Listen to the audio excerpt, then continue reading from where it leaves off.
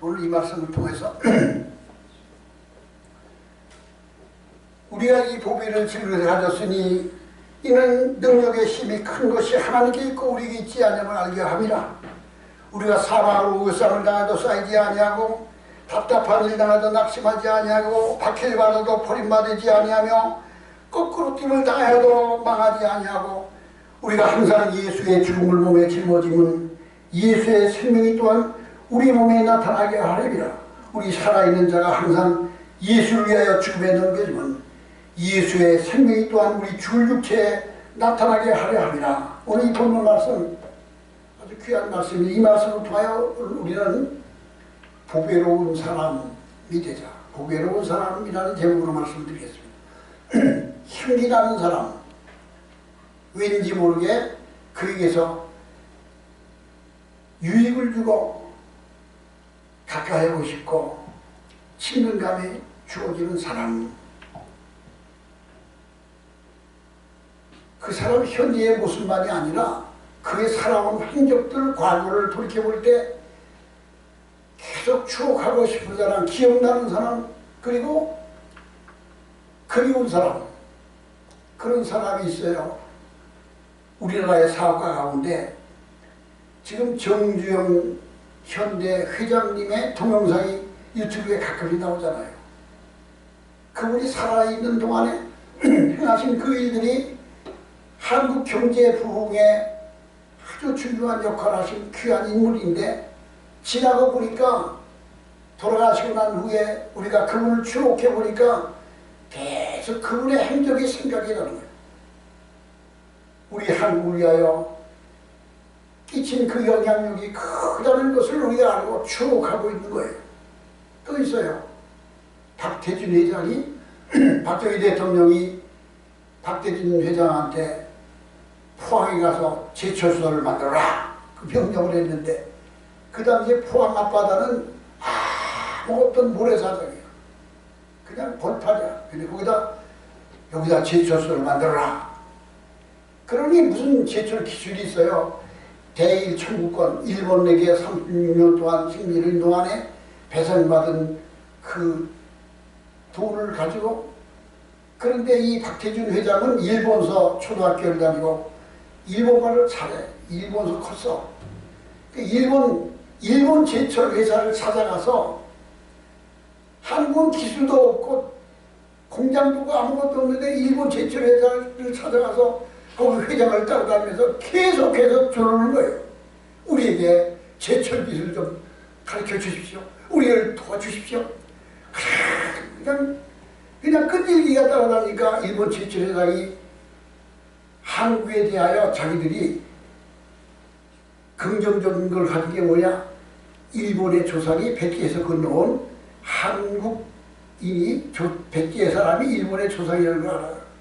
한국에 대해서 아주 긍정적인 생각을 가졌던 그 일본 제철 회장이 박태준에게 제철 기술을 하나씩 전수해 주기 시작했어. 그리고 포항 앞바다에다 공장을 지면서 제철소를 만들었는데, 그 포항 제철이 세계 제일 일본 제철을 앞서는 제일 가는 제철을 만들어서 지금도 박태준 회장을 생각하면은 우리나라 제철 산업, 이 중공업 산업의 기초를 놓은 위대한 분, 그래서 잊어버릴 수 없는 사람이야. 추억하고 싶은 사람. 나도 후대에 사람들이 나를 볼 때 그분이 그런 역할을 했구나 추억하고 싶은 사람, 더욱이 믿음으로 하나님 앞에 주님을 위하여 일하는 것이 추억하고 싶은 사람, 보배로운 사람, 흥미로운 사람이라는 말씀이에요. 그런 사람이 되자는 말씀이에요. 일본 사람들이 한국을 볼 때 제일 존경하는 인물이 이순신 장군이요.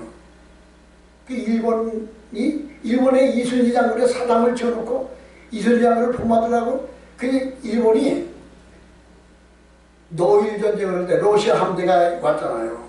그때 뭐를 준비했는가? 이순신 장군이 일본 해군을 물리친 게 뭐냐면 배에 대포를 만들어서 대포를 포격을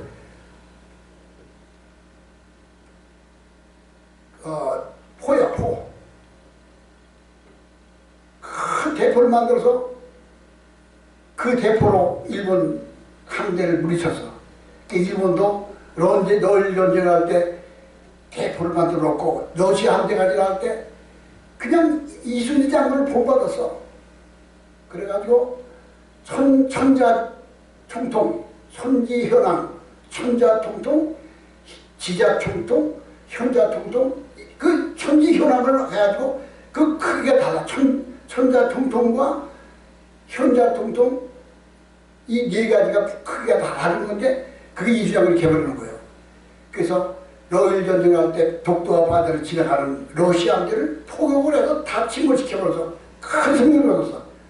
또 그뿐만이 아니에요. 저 일본의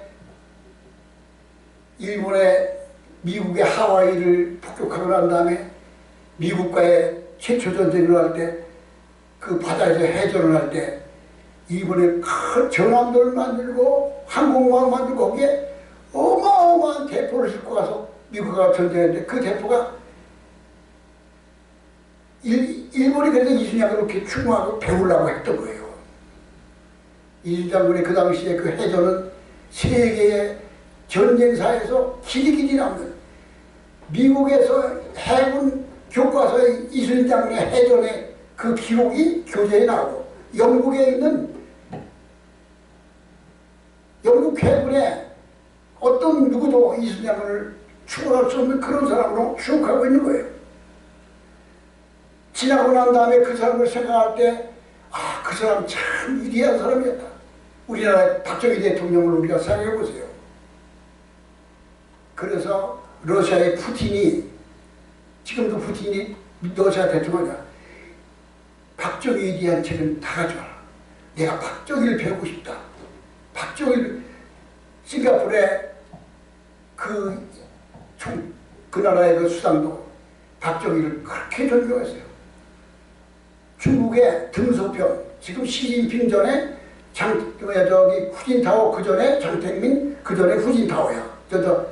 저기 등소평이야. 모택동 다음에 등소평이야. 등소평 때 중국이 경제가 막 일어난 거예요. 등소평이 한국의 포항제철을 만들어 보니까 너무너무 부러운 거예요.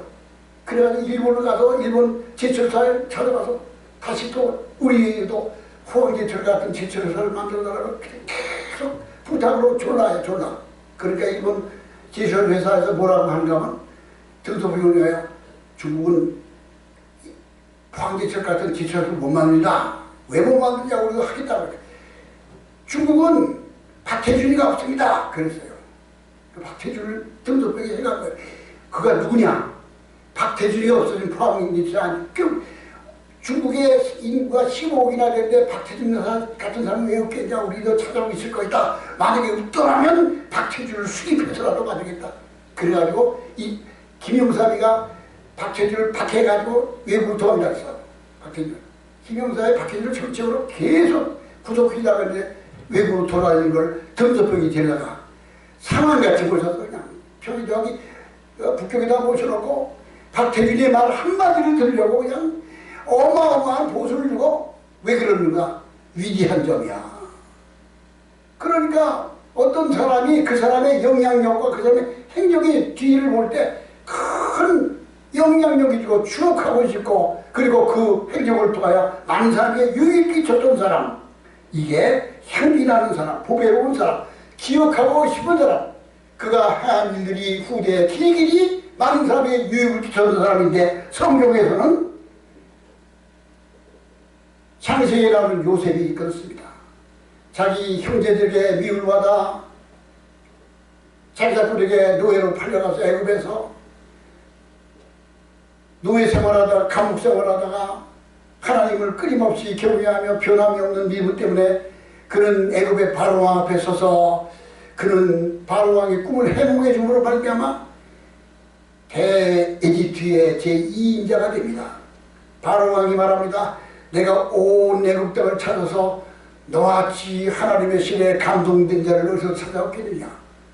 이제부터 내가 이 나라를 다 다스리고 통치하라. 나는 너보다 보좌만 높은 분이지 네가 이 나라의 모든 것을 다 주장하라. 그리고 자기의 인정바리를 빼어주고 자기의 호를 주며 자기의 복음을 태우면서 너희들은 다 이 요셉의 명령을 들으라. 그러니까 거기서 누가 요셉 앞에 엎드리라 그래요. 아니 어제 저녁에까지 감옥에 있던 자가 끌려나가가지고 그 애굽에 있는 수많은 그 귀족들 앞에 서는데 바로왕이 요셉 앞에 엎드리라. 그리고 요셉이 그 흉년과 풍년을 준비하고 자기의 가족들도 다 애굽에 왔는데 그들에게 자기 형제들을 용서하고 그리고 거주할 수 있는 땅을 주고 전 이집트와 기근으로 고통당하는 사람들에게 기근을 멸하게 해주는 그런 위대한 행정을 하는 요셉이 형이라는 사람이에요. 모세도 마찬가지예요. 자기 백성들을 그 애굽 땅에서 종로 타던 애굽 땅에서 인도해서 홍해바다를 건너 가나안 그 시내강야를 따르면서 이스라엘 백성들을 인도해낸 그리고 창세기, 출애굽기, 레위기, 민수기, 모세오경 율법을 하나님으로부터 수여받아 그 율법을 완성한 위대한 모세도 성경 속에서 아름다운 향기로운 사람, 기억하고 싶은 보배로운 사람이 된 거예요. 오늘 성경 본문 말씀이 고린도 후서를 쓴 사도 요한이, 사도 바울이 가가 그렇습니다.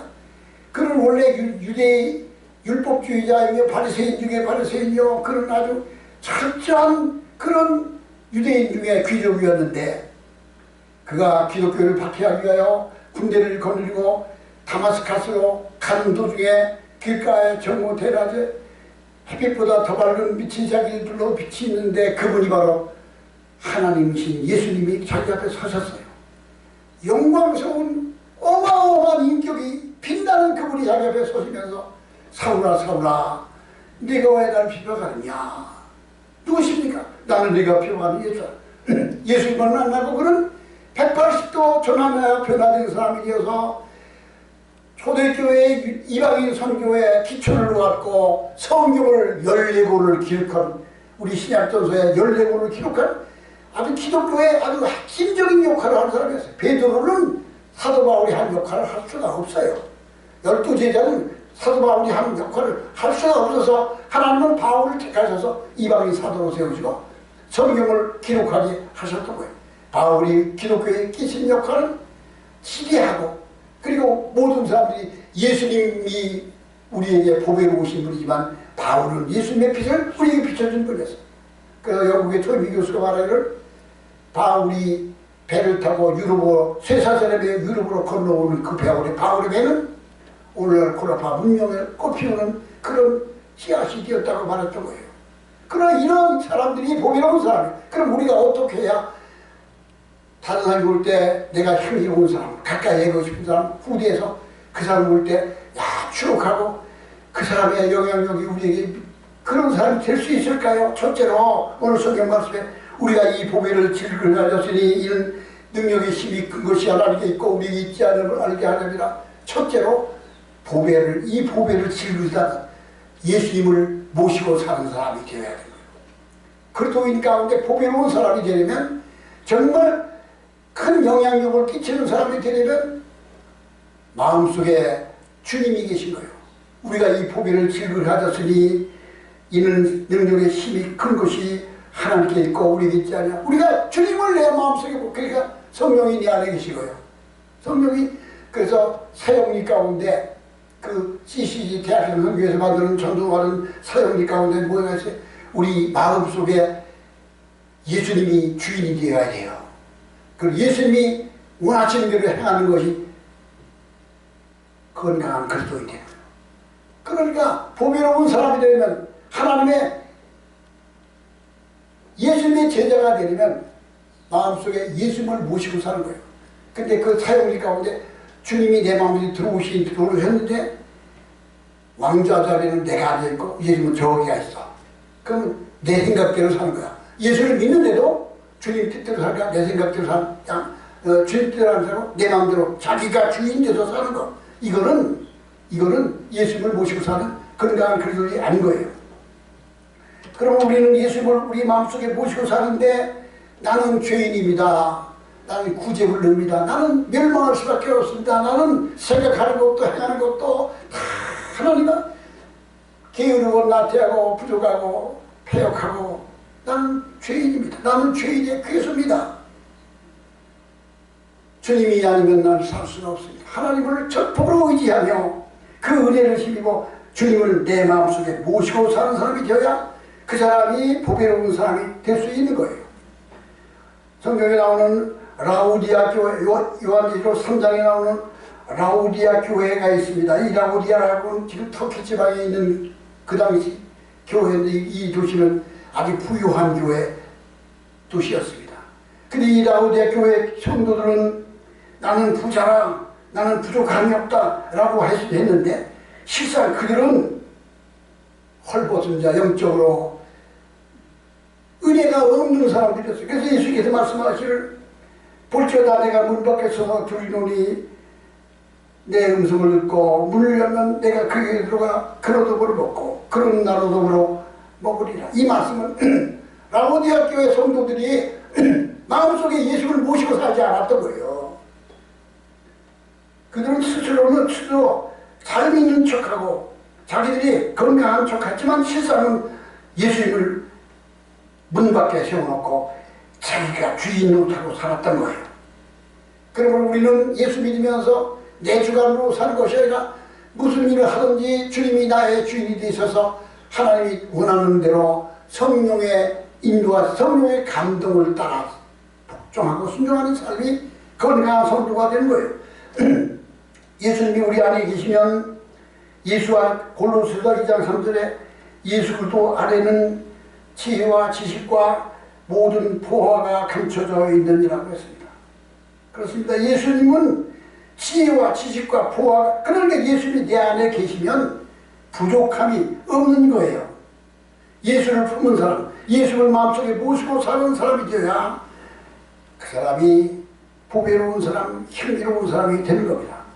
잠언서 4장 8절에 그를 높이라 그리하면 그가 너를 높이 들리라. 만일 그를 품으면 그가 너를 영화롭게 하리라. 예수, 여기 그가 누구냐? 잠언서는 지혜를 품으라. 지혜를 높이라. 근데 지혜가 예수님을 말하는 거예요. 예수님을 높이라. 예수님을 품으라. 예수님을 내 마음속에 모시고 살면 너를 영화롭게 한다 그랬어요. 예수님을 높이면 그가 너를 높이는다는 것이 하나님을 갑니다. 주님을 높이면 하나님이 우리를 높여주셔. 저거 전도할 때마다 전도의 주제가 뭐냐면 예수님이 하나님이라는 거예요. 여러분, 예수님은 하나님이십니다. 예수님은 역사의 주인입니다. 예수님은 그리스도이십니다. 그것만 해요. 여러분, 예수님은 하나님이고 역사의 주인이고 예수님은 그리스도입니다. 아직도 모르세요? 모르시는 분 있어요? 여러분, 예수님은 하나님입니다. 예수님 역사의 주입니다. 예수님은 그리스도입니다. 이거 모르시는 분은 제일 소중한 것을 모르고 잊어버리고 놓쳐버리고 소리를 보시는 거예요. 여러분, 예수님은 하나님입니다. 역사의 주입니다. 그리스도입니다. 여러분, 예수 믿고 예수님을 통해 행복해서 그러니까 주님께서 보실 때 박수하기는 계속해서 예수님을 하나님이라고 높여. 예수가 하나님이래. 세상 다 돌아가. 나처럼 예수가 하나님이라고 선전하고 다니는 사람 누가 있나? 그가 하나님 보실 때 나를 볼 때 야, 너 잘한다. 내가 할 때마다 나를 칭찬하시는 거예요. 그리고 지금 한국 교회 역사자인데 지금 제가 중추적인 인물이 되어서 지금 전부 다 지금 박승학이가 그냥 내가 못 본 거였어, 누가. 박승학이 뭐라고 그러냐. 기아성 정화운동 실천연대 대표래. 하여튼 이름을 그랬어. 우리 실천연대 회원이 장로 이름도 안 돼. 목사장로 다 해서. 따라갔지만 다 떨어져서. 그런데 어쨌든 법원의 판결이 나니까 유튜브가 그냥 지금 여의도에서 유튜브마다 다 신고를 하다 다 그냥 폭파시키고 그냥 난리가 났어요. 그냥 법률팀이 있어가지고 그래도 그 지울 수가 없어. 어떻게 하늘을 손바닥으로 가리고 어떻게 없다, 태양을 없다고 하겠습니까? 그러니 한편으로는 참 너무 이게 참 나라가 이 꼴인 게 나라가 어디에 지금 거짓말이 다다르잖아. 이번 선거가 이게 정상적인 선거예요. 부산 북구에서 한동훈이가 당선이 된다고? 한동훈이가 부산 북구에 돌아다녀봐 시장마다 다 요거 다 이래도 뭐냐. 갈 때마다 왜 왔냐고. 네가 거기 출신도 아니야. 근데 거기 그 동네 출신인 박민식이 또 한국에 당선됐대. 그게 정상적 같아? 근데 됐어. 언제도 다 내밀었어. 그걸 믿어 그냥? 나는 댓글에다 그랬어. 한동훈이가 당선됐다는 거는 선거 무용론, 선거할 필요 없다는 거예요. 선거할 필요 없어. 저들로 원하는 게 돼버리는 거예요. 세상이 그렇게 돼버렸잖아 지금. 대통령 다 후원까지 동장, 통장, 시작이 다 파랗게 다 돼버렸어. 이게 정상 같아?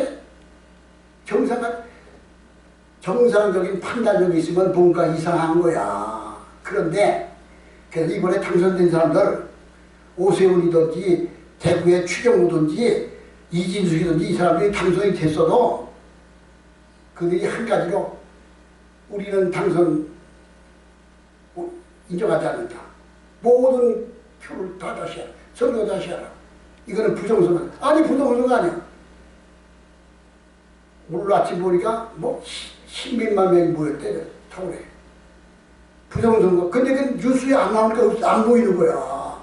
나라가 거짓말이 지배하고 세상에 어떻게 이렇게 돼버리는 게 이게 왜 그럴까? 교회 때문이야. 교회가 어떻게 됐어 교회가 세상보다 더 더러워. 더 추해다고. 그러니 교회가 그렇게 많아도 왜 세상이 이렇게 될까? 뭔가 이상한 거야.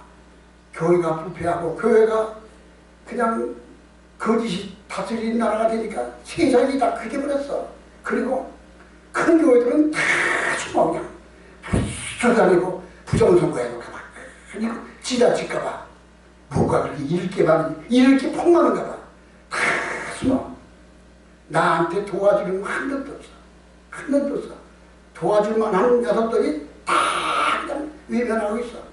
그러니 내가 진짜 바보 같은 놈이야 내가 이게. 그냥 아이고 목사님의 귀에 기도한다는 사람은 많이 있어. 그런데 이제 이게 왜 그럴까요 이게.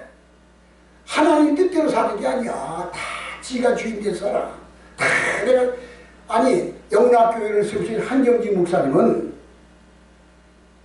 자기는 된 다음에 남한성에 들어가서 아주 그냥 초라하게 아주 수박하게 살았어. 우리 사모가 영락신학교를 나왔기 때문에 그 남한성에 한경진 목사 찾아봤어.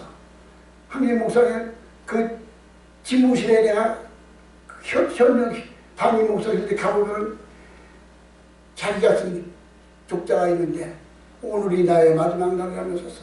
본인이 쓴 거야. 오늘이 내 마지막 날처럼 살았어. 그런데 그냥 너무 좋은 게 많으니까 이게 놓치기가 싫어요. 쌤. 이게 글쎄 어떻게 그렇게 그러니까 거기 도취해 산 거예요. 이게.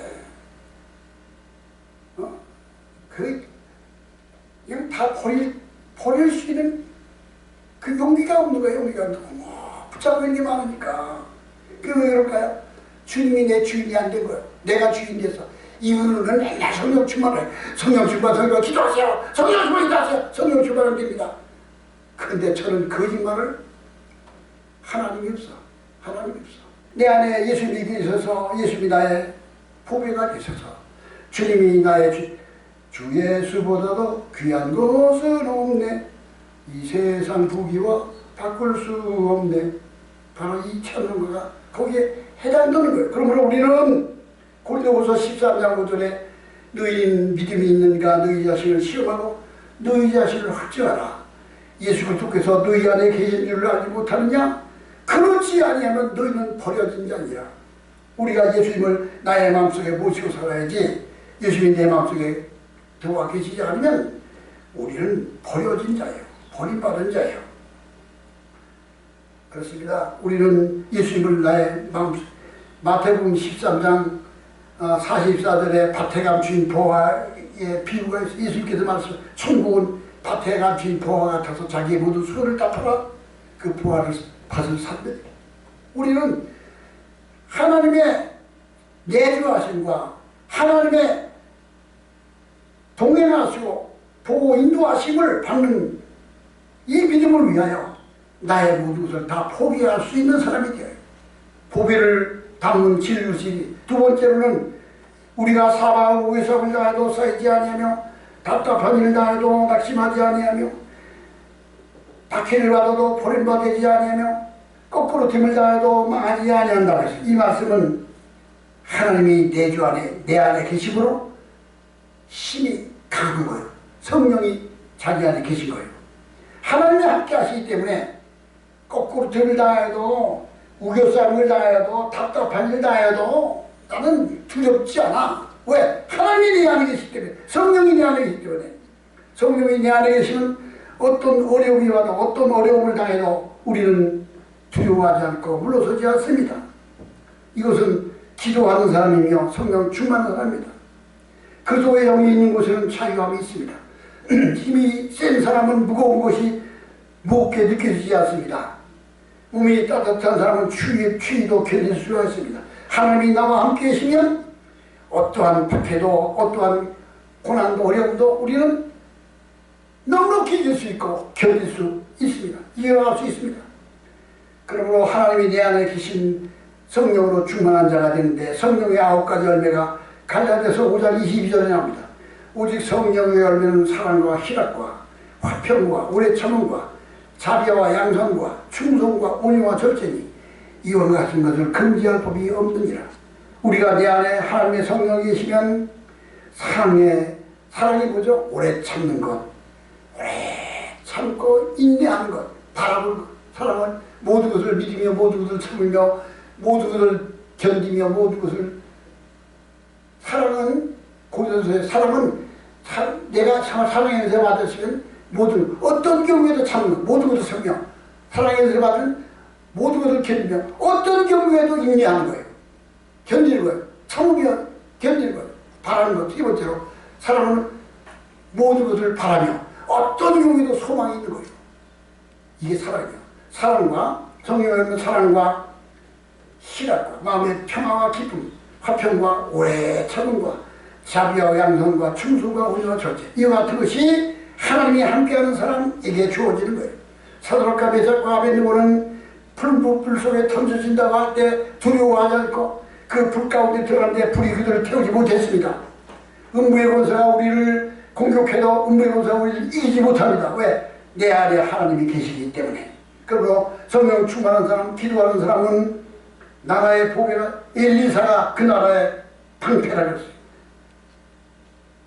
교회의 보배가 되고 가정의 보배가 되고, 무슨 일을 당할지라도 하나님이 함께 하시면 넉넉히 하나님이 견디게 하시고 승리하게 하십니다.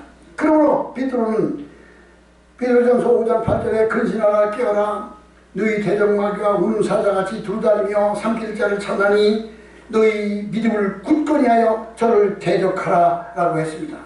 하나님이 내주하는 사람, 성령 충만한 사람이 되시기 바랍니다. 세 번째로는 주님의 고난을 피하지 않는 것입니다. 우리가 항상 예수 죽인 것을 몸에 짊어지면 예수의 생명이 또한 우리 몸에 나타나게 하려 합니다. 오늘 10절 말씀했어요. 우리가 항상 예수 죽인 걸 몸에 예수 죽인 게 뭐죠? 십자가를 지는 거예요. 날마다 십자가를 등에 짊어져요. 그러니까 내가 십자가를 지니까 예수의 생명이 내 안에 나타나고 있는 거예요. 로마 시대에 사람을 죽일 때 십자가에 매달아 불을 살라 죽이기도 하고 못 박아 죽이기도 하고 사자의 밥이 돼 죽이기도 했는데, 또 다른 사용 방법은 죽은 시체와 함께 묶어놓고 시체와 함께 묶어놓고 죽게 하는 거예요. 죽을 때까지 묶어놓는 거예요. 그러니 시체와 묶여지는 그 냄새나고 썩은 것이 내가 같이 그 시체같이 죽을 때까지 나는 그 거예요.